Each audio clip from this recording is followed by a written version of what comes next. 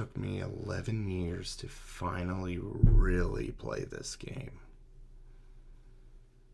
I've got some thoughts. From the crypt, from the crypt. What's going on, everybody? Welcome back to From the Crypt. I'm Derek, and today, my New Year's resolution, it continues. Which, let me ask this, by the way. How many of you are still doing yours? Curious. I beat a game every month in my backlog for the course of 2025. And today's game is Alien Isolation, which released back October 7th of 2014. Tomorrow is literally its 11-year birthday. It's absolutely crazy that it's been out that long. I'm going to go ahead and mention I did play the PlayStation 4 version of this on my PS5. Picked it up in the store a while back and then finally got around to playing it. I won't lie, my whole inspiration for finally going back into this game wasn't just my New Year's resolution. It was Alien Earth.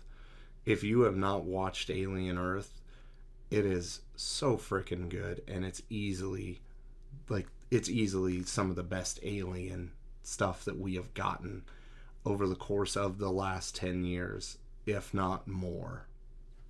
Now, there are going to be spoilers for this and there. The story, it's going to be spoilery. So I don't want to ruin anybody's experience. If you haven't played the game or even watched somebody just blow through it on YouTube, by all means do that first, then come on back if you've already played it and enjoyed it or hated it. This is for you. Okay, super quick plot synopsis. Amanda Ripley goes to Sevastopol space station to recover the black box from the Nostromo. But something else is aboard the space station. What's good about Alien Isolation? First thing I've got to mention is the overall look of the game, because this goes perfectly hand in hand with the original 1979 Alien film. They just knock the aesthetic out of the park, and it's good. It's done perfectly. Let me just say that. The story in this game is solid as fuck, and I love the way that this story is paced, because you have your getting to know who we are. We're Amanda Ripley. Okay, kind of talking to your crew. Okay, we're going to recover the black box. Something's not right here.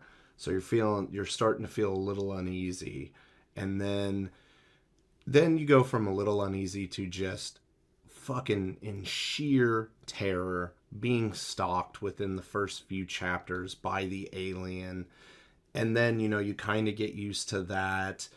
And once you start to gain an arsenal, whether it's the revolver, your shotgun, and I think you get the flamethrower in chapter 10, then you kind of you're like, yeah, I'm feeling confident. One alien versus me with a flamethrower, bring it. And then after chapter 10, you get some time away from the alien, dealing with the synthetics or artificial persons. I'm sorry. So it changes it up a little bit. So then, you don't have to sneak and hide as much.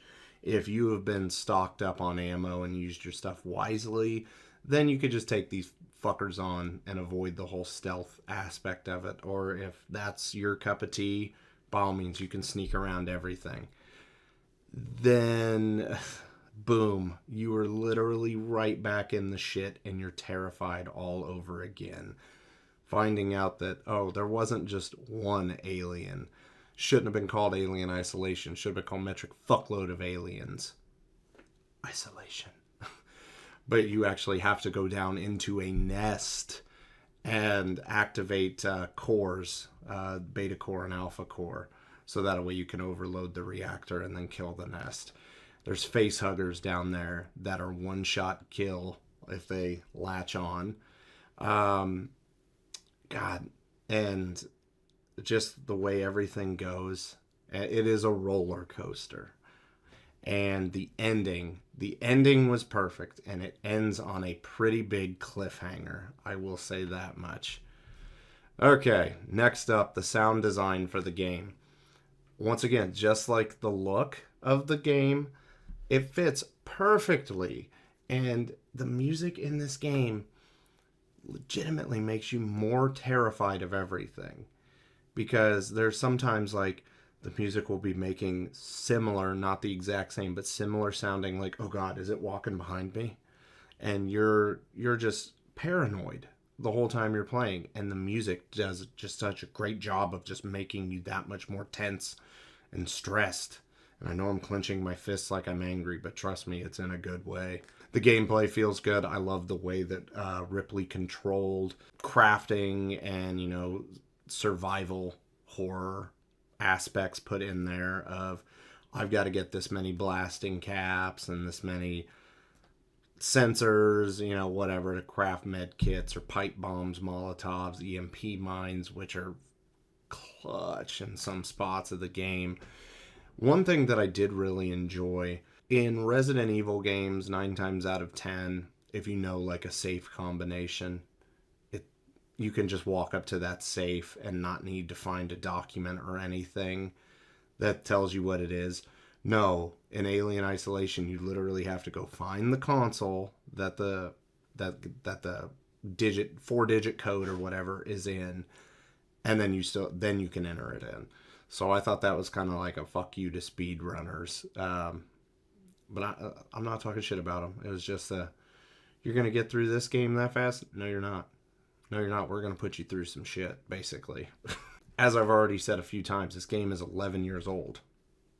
Tomorrow. The graphics are still so good. They have aged really well. And I can't wait to see what happens when we inevitably get a sequel, which I will talk about in a little bit. Mission 9. That mission was perfectly placed in the game because it's in the middle of some tense-ass shit. And then there is no combat, no nothing. It's just exploring. But you're not playing as Amanda Ripley. You're playing as another character.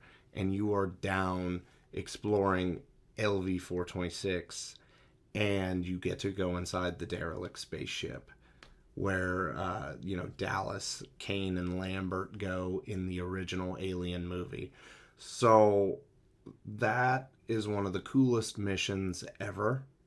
It would make my top 10 of like my 10 favorite missions I've ever played in any video game ever. Because just being able to explore that was an Alien fan's dream come true. Alright, so what's bad about Alien Isolation? And I only have one slightly minor gripe.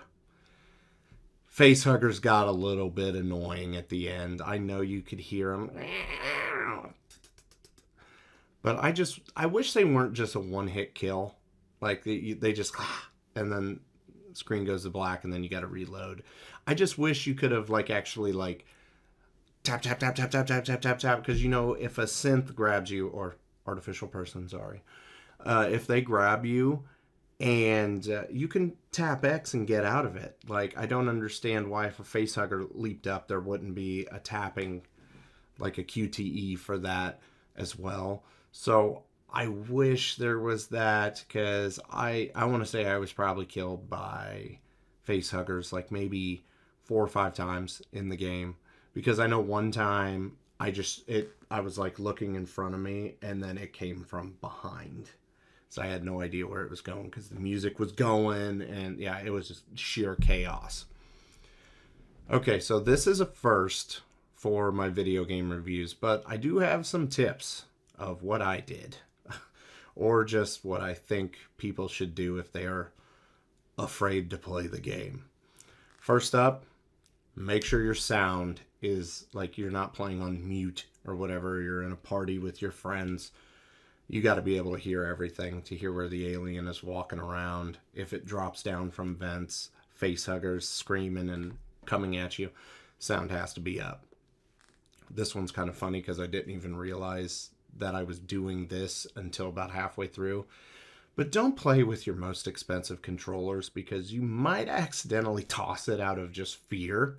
I didn't even touch my DualSense Edge for this. I was using a stock PS5 controller, which I'll just be honest, I hate those controllers, but I think playing through kind of made me like warm up to it a little bit more, but DualSense Edge is so much better. Use every save station that you can possibly use, because there is no real autosave, and if you fuck up and die, you have to go back and do everything all over again. Utilize your save stations well. Make sure your bladder and bowels are empty before you fire this game up.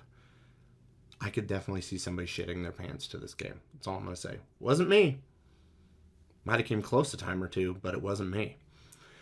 Some people may not like this, but to the people that don't like this next one, fuck you. But if you get lost in the game because you are exploring a space station, use a guide, like just to nudge you in the right direction. Because there was a few times I was like, oh shit, I have no idea where I've got to go. Because you pop open the map and it's just like a circle. It's like, hey, just go here, do this. One of the guides I would recommend is a YouTuber. His name was Psycho Hypnotics. His guide, like, it was like a how to speed run thing, but I would basically just watch like, oh, okay, that's where I gotta go for this part. And then I would take the wheel and steer. So just to give you a push in the right direction, because this game is already stressful and fear-inducing, and the last thing you need to do is be completely fucking lost while you're doing that. There's no shame in it. Enjoy the game the way you want to enjoy it. You can play no guide. You could watch the whole damn thing and mimic it for all I care. Or you could do what I did and just like figure out like, oh, that's how I get there, and then go. Whichever way floats your boat. Pipe bombs. Save your pipe bombs for the orange-suited artificial people that are working Joes, because Molotovs won't really work on them that well. EMP mines don't work on them. Pipe bomb works like a charm, though. Stock up and save your Molotovs and flamethrower fuel, because trust me, you will need it. Also, last tip, be patient. Because you will find yourself in a locker, scared, afraid to move. Don't do that. Just try to hide behind a table or something. But don't try to rush it. Don't get greedy, because that alien will fucking find you and it will impale you. And yeah, crouch walk everywhere, just to be safe. Okay, another first. Since they just announced last year that it was last year they announced that they're working on Alien Isolation 2, finally. I've got a couple things that I definitely want to see, or I would like to see. It's my wish list. In Alien Isolation 2, we got to see the Queen this time.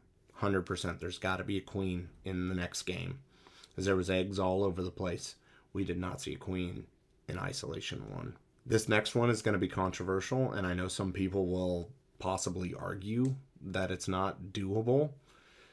But I don't think you're fully grasping how shitty big corporations can be. Amanda has to die at the end of the next game. Already some people are like, well, Paul Reiser, an alien, said she died as an old woman in I think it was an earthquake. I can't remember exactly. You're going to take Wayland Yutani's word for it? Really? You think they wouldn't lie?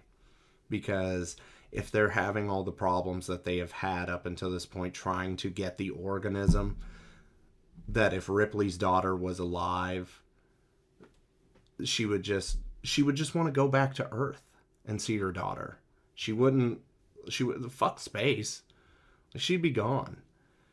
And then also telling her daughter, yeah, your daughter kind of died at the hands of a xenomorph, which I don't think it'll be a xenomorph. I think it will be a corporate dickhead that ends up getting her killed in Isolation 2, at least if that would go the way I would want it to. That would make them look bad. And then so why would she want to help them and go to LV-426 with the Colonial Marines? So she's got to die in the next one. And then the corporation lying to Ripley to get her to go back out there just makes them look even shittier than what they already are, because they are a heinous, sinister, they fucking suck. And another, a plus for them with sending her back out there. Oh, If she dies, that's a loose end that's tied up, because none of the fat cats that were in during that meeting when she was screaming, freaking out about the Nostromo, they didn't believe her anyways. But maybe there are people that would believe her, that would make Weyland-Yutani look bad. And they want to make themselves look good because they're building better worlds, right?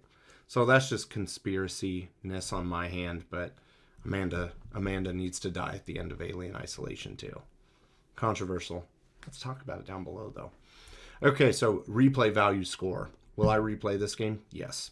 I won't get the platinum because I probably won't be able to make it through without killing any humans. But there are some other trophies that I do still want to lock up in this game. Did I get my value out of this game? I bought this on the PlayStation Store when it was on sale one of the many times, because it's on sale very regularly for like $6. So yeah, I got my fucking value out of this, and anybody would. What score would I give Alien Isolation? Unlike IGN that gave it a 5.9 back in the day. Yeah, don't think we're going to forget about that. I'm going to give this a 9.5. It is easily the best sequel to a movie game, or I guess you could say movie tie-in. It's not a direct movie tie-in, but it's the best ever in this category. And I know not too long ago, I talked about Silent Hill and how I loved Silent Hill. Hopefully my Silent Hill review came out before this. If not, I enjoyed it. But I said Silent Hill was one of the scariest and most unsettling games I have played. No, Alien Isolation blows it out of the water and then some. I felt panic, and I felt like I was going to have a heart attack some of the time. And I enjoyed every minute of it. So I guess out of this longer than normal review, the things you can take from this is Alien Isolation and Alien Earth are easily the two best things to come out of this franchise since 1986. I said what I said. But that will do it for Alien Isolation, guys. Make sure to comment your thoughts down below and let me know if you agree, if you like the game. Have you played it? Let's just talk about Alien. We got a lot to be thankful for at this exact moment with Alien Earth. So, yeah. Oh, yeah. Like the video if you enjoyed yourself today, and consider subscribing if you haven't. I kind of went off the rails right there for a second, but oh well. Yeah, until next time. Have a good one, guys.